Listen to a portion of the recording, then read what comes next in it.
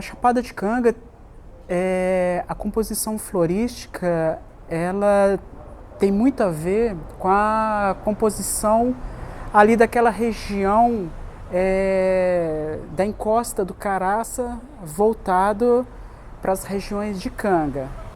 Para as outras regiões do quadrilátero ferrífero, essas espécies podem se condensar, distribuir de forma diferente, se agregar de forma diferente. Porque na Chapada de Canga é um ambiente, como o nome diz, é uma chapada, é plano, então as espécies se distribuem de forma diferente que aquelas espécies, por exemplo, que estão no topo das montanhas, por exemplo. Primeiro que ela é formada por material rico em ferro que desceu das encostas da Serra do Caraça para leste a partir de leques, né, que desciam de lá e alguns milhares de anos atrás, ou talvez até milhões de anos atrás. Então ela, ao contrário dessas que você citou, né, que são formadas em cima, no topo das cristas, né, das montanhas, essa dos morros, elas estão um pouquinho mais abaixo, né? Então ela tem uma diferença muito grande. Esse relevo plano da Chapada de Canga, né, diferente de outras cangas, do Rola Moça, do Gandarela, que tem um relevo mais acidentado, né, possibilitou o surgimento dessas pequenas lagoas, muitas delas temporárias, outras permanentes, né, algumas semi-permanentes. E esse é um ambiente que é muito rico em espécies de anfíbio. Em uma dessas lagoas, numa única noite, eu cheguei a registrar 16 espécies cantando simultaneamente. Então, uma riqueza bastante considerável para uma única lagoa. Basicamente, são poucas espécies que diferenciam entre as cangas que a gente estudou, né? Mas na Chapada de Canga a gente teve um novo registro de briófitas para a Chapada. E também são plantas muito antigas que a gente consegue ver pelo tamanho, né? Porque a gente conseguiu achar espécies bem grandes de briófitas, o que significa que elas já estão lá há muito tempo. Também nas lagoas temporárias que tem, a gente achou briófitas nas lagoas, que dominavam a lagoa inteira, assim. Então, pela quantidade, mostra muito isso, né? Sim. Bom, lá na Chapada de Canga a gente conseguiu identificar uma série de vestígios arqueológicos e históricos, né?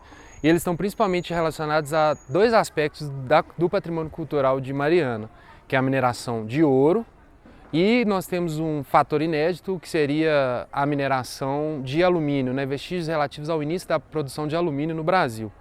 Fora esses dois aspectos que a gente tem uma quantidade maior de vestígios, a gente também encontrou uma série de cavernas em Canga, cavernas de diversas dimensões, com bastante material cerâmico histórico, que está relacionado ao uso da chapada nessas atividades de mineração. A Chapada de Canga, ela abriga uma espécie, talvez uma das mais importantes espécies de anfíbios do quadrilátero ferrífero.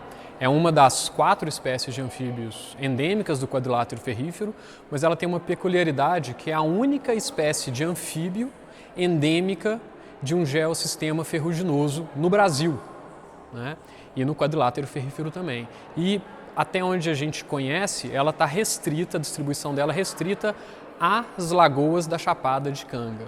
Não, mas inclusive uma das espécies de Polytrichasia itatiella, nós encontramos nenhuma outra área que nós estudamos até agora, e ela foi encontrada próxima às lagoas temporárias da Chapada. Então isso foi bem interessante. E as briófitas em cangas, elas funcionam também para isso, para manter a umidade das cangas para outras plantas, né? Porque elas têm estruturas que armazenam a água, então elas mantêm essa água disponível para as outras plantas. Porque não é só a vegetação, né? Não é só aquelas espécies ou aquelas populações que poderiam perder, mas tem toda uma comunidade também, né? Então tem espécies ali, por exemplo, que depende daquelas formações aquíferas que tem na região.